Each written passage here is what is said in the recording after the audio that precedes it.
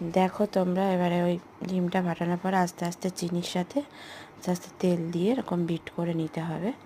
ফোমটা দেখেছো চলে এসছে। এবারে আস্তে আস্তে শুকনো উপকরণগুলো দিয়ে আস্তে আস্তে আলতো হাতে আমাদেরকে এটাকে ঘুরিয়ে নিতে হবে। তারপর বাটিতে দিয়ে হালকা ঠুকে নিয়ে যাতে ভিতরে বাবলসগুলো বেরিয়ে যায় এটা অন করে দিলাম।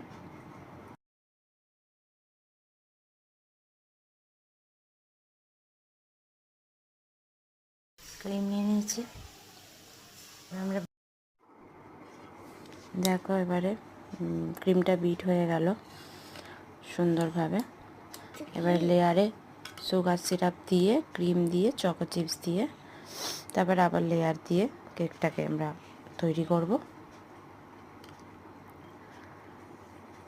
আর এরপরে পিঙ্ক কালার দিয়ে দিলাম যেহেতু কেকটা পিঙ্ক কালারের উপর ছিল।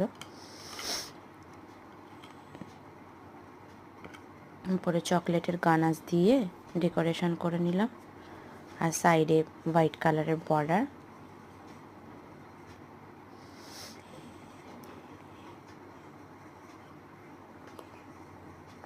কেমন লাগছে তোমরা বলো। কেকটা আমার রেডি হয়ে গেল। রেডি দিতে এবার কেকটা লিবাইতে যাচ্ছি, মামা আমার সাথে যাচ্ছে।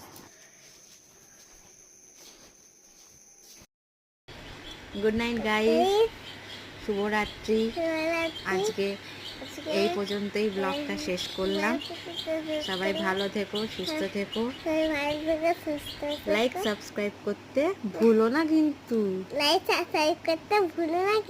Good night. টাটা।